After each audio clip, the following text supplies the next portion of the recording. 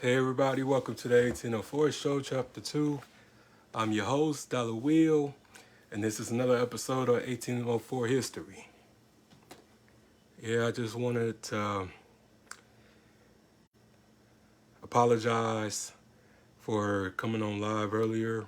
Well, a lot earlier than I expected. But I have another episode to prepare for tonight with someone. And I wanted to hurry up and get this out. Well, get it done and everything like that. Because I try to, be professional. I try to be reasonable with my guests. So we may or may not be doing an episode tonight on Instagram. So I will update y'all later about that. But yeah, before I start, make sure y'all like, comment, subscribe to the YouTube channel, the 1804 Show Chapter 2, and let's get it started. And I'm going to pretty much just drop a little facts here and there and then just, vibe off that and suggest that everyone do their own research, own independent research, because I'm not going to do your homework for you. But I just want people to really know who this woman was, and this woman never got compensated, never got any pay, or her family or her descendants never got any restitution or royalties from her likeness. And it wasn't just her, but it was dozens of women who modeled for this brand. And back then, a lot of black people didn't know about contracts, they didn't know about royalties, they didn't know about compensation. But it was like they was manipulated into becoming a face of a product. And back in them days, during Jim Crow, during the segregation era, companies would make or they will find these black people and they will use their likeness, they will use their image, and they would never pay them, like get a check for a lifetime. And these companies ended up making billions and billions of dollars off our likeness. And it's just a lot of people don't understand and don't even know how we was taken advantage of. And it just makes me mad when you hear black people talk about I'm not my ancestors or I'm not like my ancestors. We need to stop that shit because it's some bullshit. Because we would never be our ancestors. Our ancestors had to pay the way in order for us to have a future, in order for us to be able to do the things that we do now. And we just shit on them. We spit on their legacies. Basically, you spitting on their graves when you talking about how weak that they were, but they were never weak. Our people went through such a terrible ordeal. Always got the short end of the stick. But I would say for this generation, we are able to do the things that they couldn't do. But this wasn't no birthright. This was protesting. This was sacrificing. A lot of people went to their graves, went to their deaths in order for us to have a chance to start things, to have things, to pass on to our children and their children.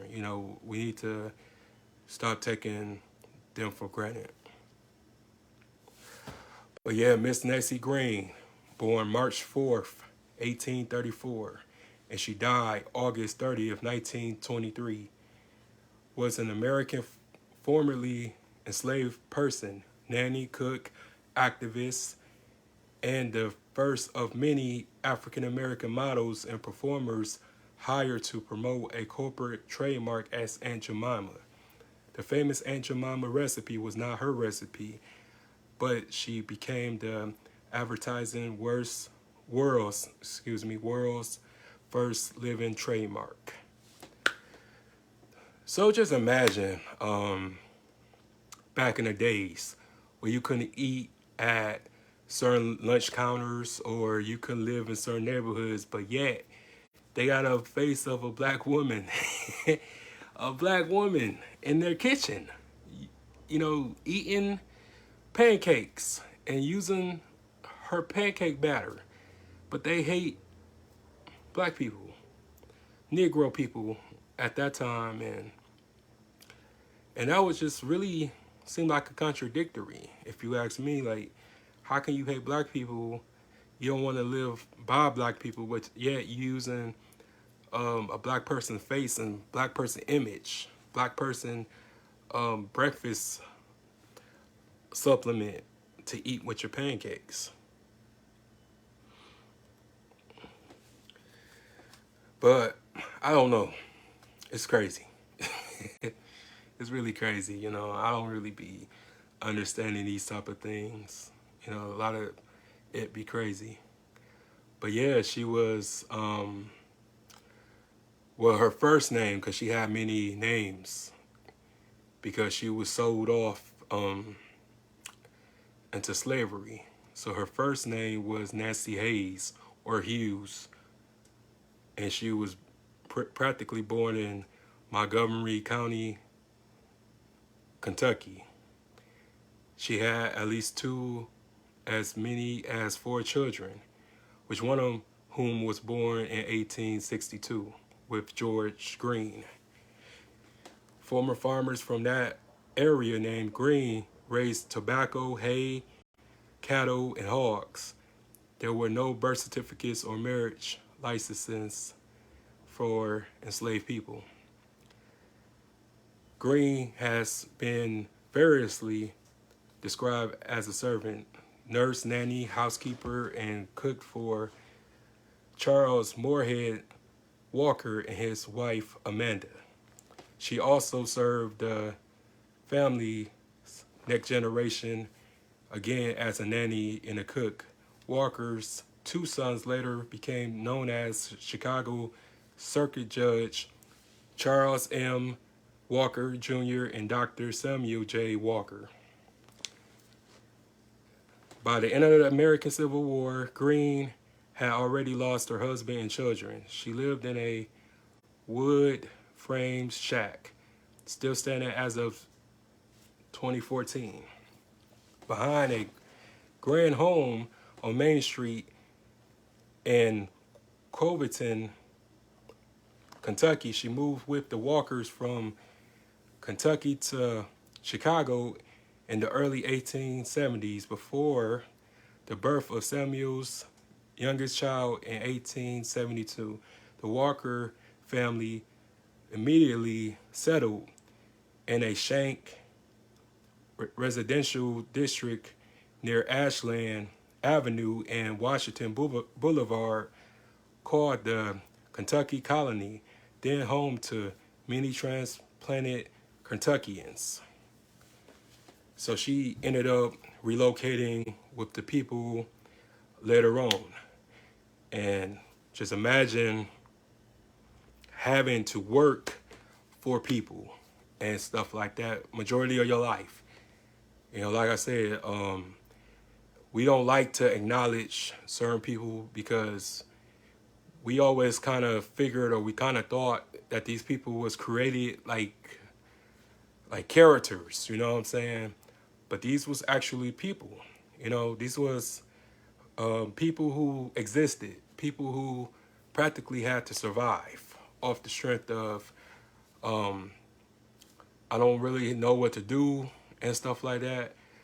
I have these skills because I was a slave. So even after slavery was over, they didn't know anything. They didn't know how to really begin a new life. A lot of the slaves, that a lot of people don't talk about this. A lot of people make it seem like all slaves were free or let go, but a lot of them came back to their masters or the people that owned them because they didn't know what to do because they were slaves. So a lot of them, stayed back and, stayed butlers, stayed maids, stayed sharecroppers because that's the only skills that they knew. You know, they really didn't get like a check or like a stimulus check to begin a new life. They had to do what they had to do. And then a lot of people wasn't too, fond of us being freed. You know, they killed a lot of people because they was forced to let them go. And we just need to understand that. Instead of using that excuse or that phrase, I'm not like my ancestors. Your ancestors were some brave mother. They was a lot fearless than we are today. A lot of our ancestors fought back. They had no choice. So we have to really pay homage to that. But to make a long story short, I don't feel like going deep into all of this.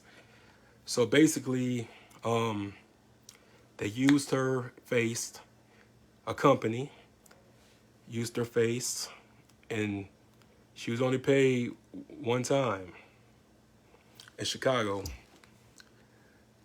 And basically, she was hired at the R.T. Davis Milling Company to represent Aunt Jemima so they can sell her products, because back in them days of Jim Crow, they used black people image. And I'm going to have a separate episode about the Jim Crow era and the products with one of my mentors and stuff, one of my OGs, gonna come and give his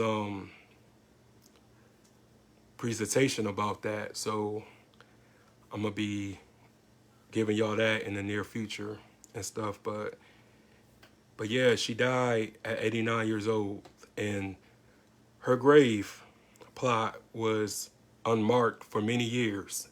And just last year, she's received a marker commemorating her as Aunt Jemima, giving her credit. And a lot of families, their descendants became Aunt Jemima too over the years. And that's why